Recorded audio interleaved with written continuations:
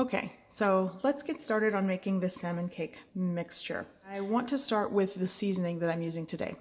I actually kind of am trying to get dinner on the table, so I eyeballed a lot of the ingredients, but this is a combination of Old Bay seasoning. I used about a 1/4 teaspoon of Old Bay, a 1/4 teaspoon of Creole seasoning. I added some Trader Joe's onion salts, salt-free lemon pepper.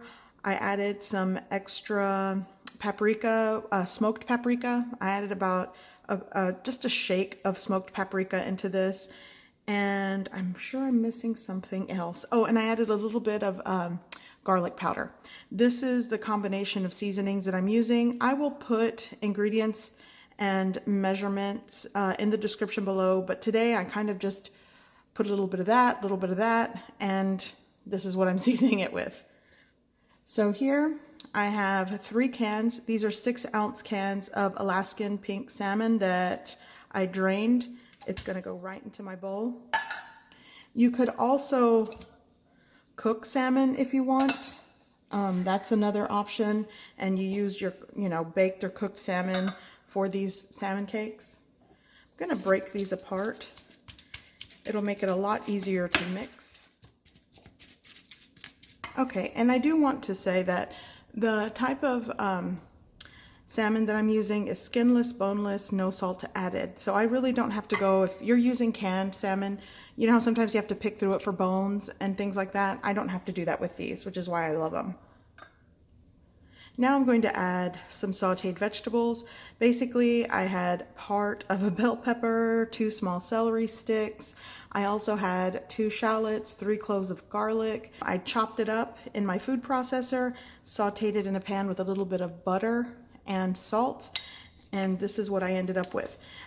When you're adding fresh ingredients to this, you do want to saute it because it removes the moisture from your salmon cake. That's why you want to do that.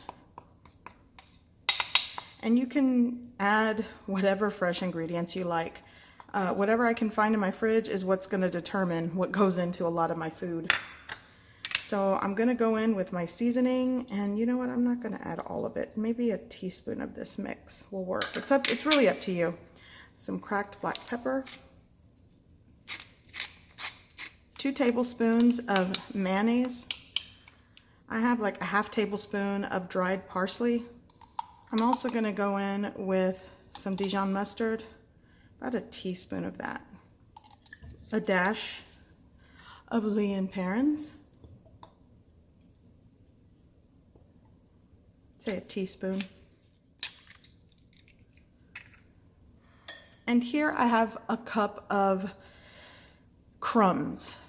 I typically like to use 1 cup of crushed Ritz crackers, but I didn't have it. Guess what I did find though?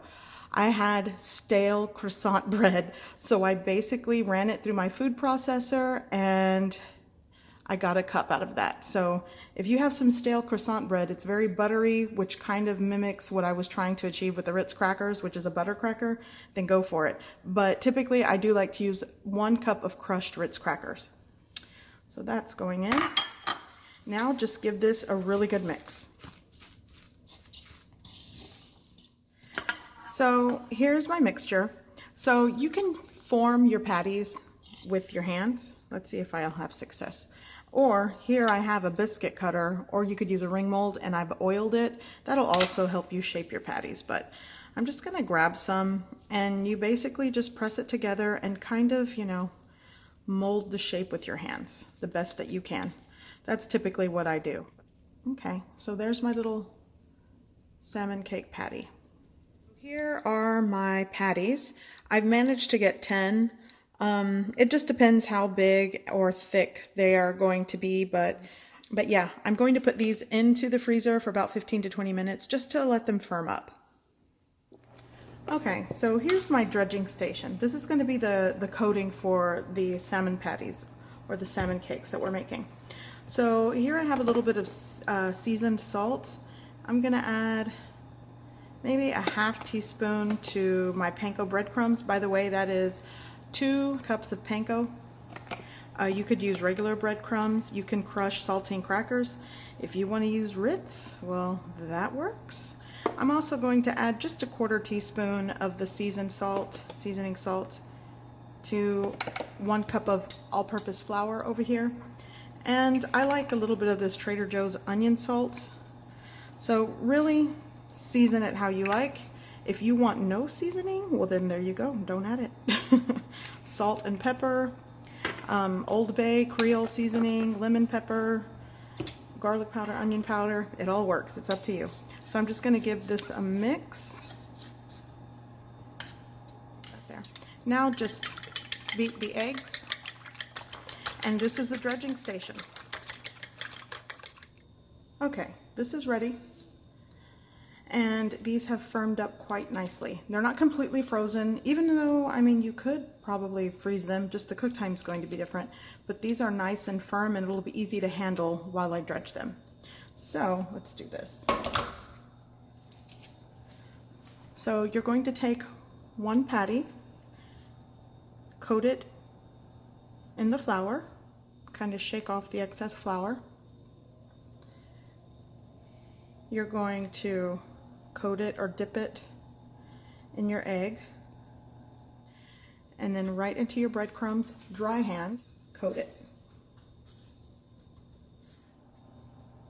And there you have your salmon cake. I'm going to set this on the baking sheet and continue the process. Okay, so here I have a large skillet with about 1/3 of an inch to 1/2 inch of cooking oil, and it's already been preheating over a medium-high heat. So what I'm going to do, I'm just going to use my little wooden utensil here, and I'm going to slide it right into the oil. There we go. So I already had to flip these. I sort of had a hot spot towards the back in my pan, and I had to adjust the heat. But I do want to cook these on each side for at least a minute and a half. It's not going to take a really long time to cook these, but you want to make sure the inside does have a chance to cook before the outside gets too dark or burns. So I had to adjust the heat. But I'm going to continue frying these until they are cooked.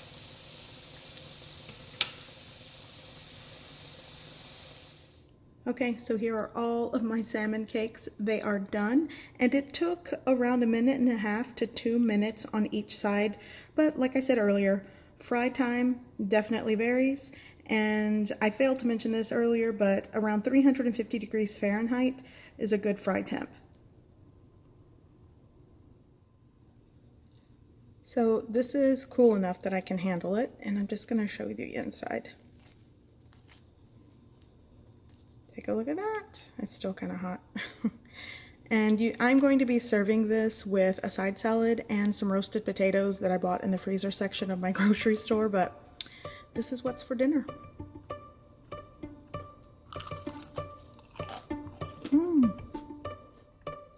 I hope you give this recipe a try. I hope you like it, and thanks for watching.